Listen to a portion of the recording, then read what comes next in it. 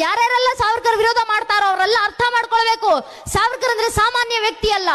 ಸಾವರ್ಕರ್ ಅಂದ್ರೆ ಒಂದು ಹೆಸರಲ್ಲ. ಸಾವರ್ಕರ್ ಅಂದ್ರೆ ಭಾವನೆ. ಸಾವರ್ಕರ್ ಅಂದ್ರೆ ತಪಸ್ಸು. ಸಾವರ್ಕರ್ ಅಂದ್ರೆ ತೇಜ. ಸಾವರ್ಕರ್ ಅಂದ್ರೆ ತೀಕ್ಷ್ಣತೆ. ಸಾವರ್ಕರ್ ಅಂದ್ರೆ ತ್ಯಾಗ. ಸಾವರ್ಕರ್ ಅಂದ್ರೆ ಸ್ವತಂತ್ರ. ಸಾವರ್ಕರ್ ಅಂದ್ರೆ ಸ್ವಾಭಿಮಾನ. ಸಾವರ್ಕರ್ ಅಂದ್ರೆ ರಾಷ್ಟ್ರಭಕ್ತಿ. ಸಾವರ್ಕರ್ ಅಂದ್ರೆ ರಾಷ್ಟ್ರ ಪ್ರೇಮ. ಸಾವರ್ಕರ್ ಅಂದ್ರೆ ದೇಶಭಕ್ತಿ. ಸಾವರ್ಕರ್ ಅಂದ್ರೆ ದೇಶಪ್ರೇಮ. ಸಾವರ್ಕರ್ ಅಂದ್ರೆ ಹಿಂದೂ ಧರ್ಮ. ಸಾವರ್ಕರ್ ಅಂದ್ರೆ ಹಿಂದುತ್ವ ನಿಷ್ಠತೆ. ಸಾವರ್ಕರ್ ಹೇಳಿದಂತ ಒಂದೊಂದು ಮಾತುಗಳು ನಮಗೆ ಭಗವತ್ತುಪದೇಶ ಇದ್ದಾಗೆ. ಸಾವರ್ಕರ್ ಅವರ ಒಂದೊಂದು ಕೃತಿಗಳು ಸತ್ಯಾಸತ್ಯತೆಯನ್ನ ರಾಮಬಾಣದಂತೆ ಎದೆಗೆ ನಾಟುವಂತ ಸರ್ವಶ್ರೇಷ್ಠ ಭಗವತ್ತುಪದೇಶ.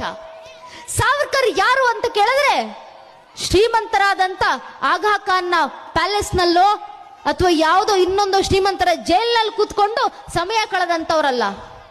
ಸಾವರ್ಕರ್ ಯಾರು ಅಂದ್ರೆ ಕಾಲ ಪಾನೀಯ ಕತ್ತಲು ಕೋಣೆಯಲ್ಲೂ ಕೂಡ ಸ್ವತಂತ್ರದ ದಾಸ್ಯದ ಬಿಡುಗನ್ನ ಕಂಡಂತ, ಬಿಡುಗಿನ ಬೆಳಕನ್ನ ಕಂಡಂತ, ಸಹಸ್ರ ಸೂರ್ಯ ತೇಜದಿ ಹೊಳೆಯುವಂತ ಕಿರಣ ಸಾವರ್ಕರ್.